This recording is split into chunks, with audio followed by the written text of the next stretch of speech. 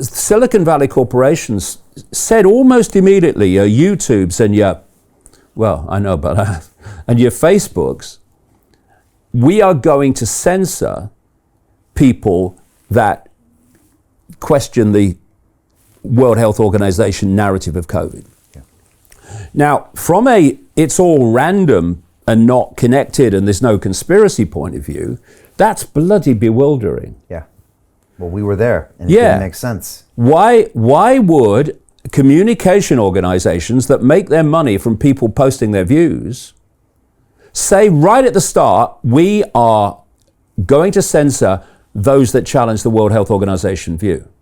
Well, World Health Organization was created by the Rockefellers in 1948. It's currently run by its biggest funder, a Rockefeller gopher called Bill Gates, who appointed this corrupt man from Ethiopia, Tedros, the Director General. And so the World Health Organization is a global cult operation. And as I've said in the books over the years and years and years, it was created specifically to control health policy worldwide under one roof and with a handful of people. That's exactly what's happened. And they want to introduce this treaty in which this corrupt Tedros can announce a pandemic on the basis of no evidence. And once he's done that, all the member countries, which is most of the world, have to do what the World Health Organization tells them. So, web organization. Ooh. Look at the background to Facebook and the background to many of these Silicon Valley platforms.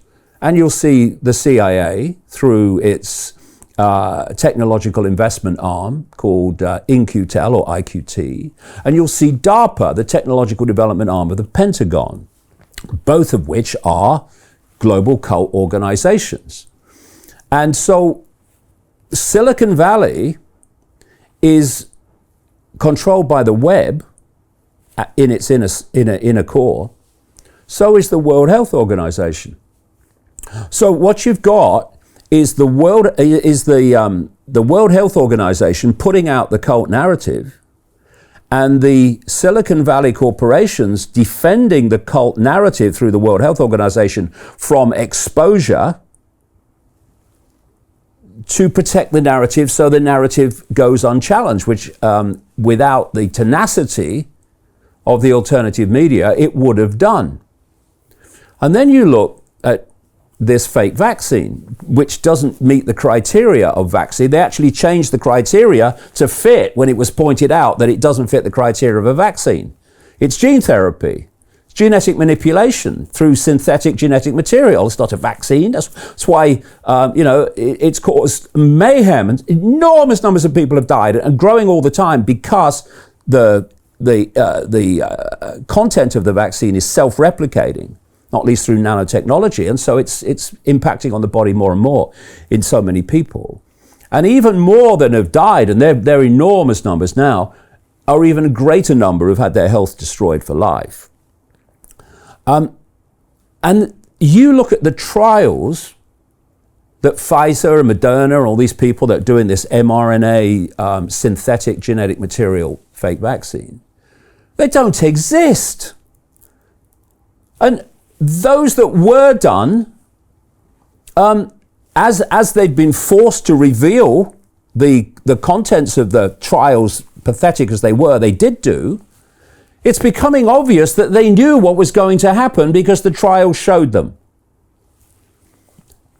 Pfizer tried to, with help from the government agencies in America, who's supposed to be protecting us from Pfizer, tried to get them shut down for 75 years. That no one would see the contents of the trials for 75 years. Fortunately, a judge overturned that, and what's come out is unbelievable. They knew that women were going to lose their children in pregnancy in great numbers, vast numbers. And you had television doctors in this country, pathetic, going on television, and if a doctor goes on television, he's going to give you the official version, because a doctor that won't will never get on there. We're telling people at the same time, pregnant women, it's perfectly safe and effective. No problems with it. Well, they didn't know that.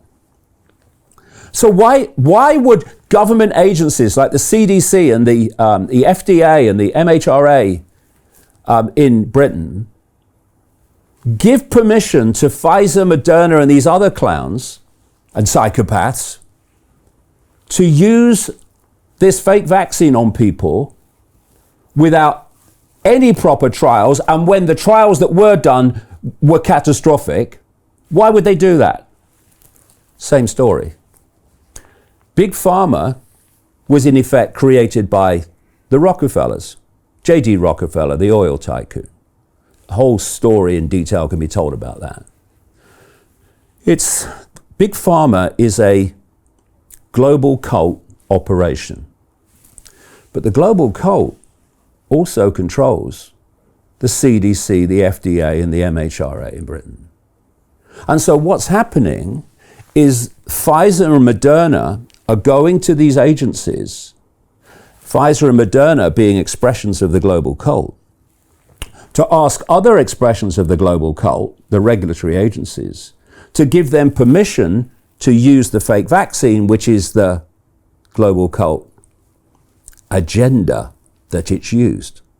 And that's why, despite the catastrophic effects on people, covered up by a media that beggars belief in terms of its corruption and stupidity, because they've got kids as well.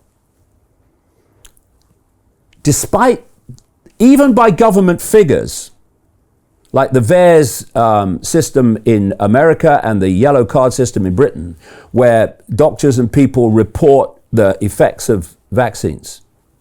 And a Harvard study, I think it was in 2010, found that only about 1% of fake vaccine and vaccine reports actually get onto these systems.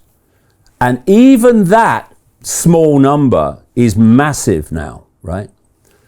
And yet, these agencies, these regulatory agencies, keep giving permission to these pharmaceutical companies to give not only the fake vaccine they've already created to lower and lower age groups, right down to babies, but they've just given Moderna, in Britain, permission to use another one that's not been tested. Why? Where's the protection? Big Pharma, owned by the cult. Regulatory agencies, owned by the cult. The cult is asking the cult for permission to advance the cult agenda by jabbing the global population. Hey, it's Brian Rose, founder of the DeFi Academy. I've told you my 4-week crypto bootcamp is amazing, but don't take my word for it. This is what my students are saying. The DeFi Academy was an amazing experience for me. It took me totally out of my comfort zone. In this course, I was challenged, I was held accountable, and pushed to do things that honestly weren't always easy. It's been phenomenal, and I can't believe we're already up on our 4 weeks. It has flown by. Going through this DeFi accelerator by far was one of the best courses I've taken. You do this course, you really get into the nitty-gritty of the activities that will make you comfortable with decentralized finance. Thank you so much to Brian and everyone at London Real and the DeFi Academy for even putting together an amazing course like this. Anybody else that wants to do it, please sign up. It is well worth the money.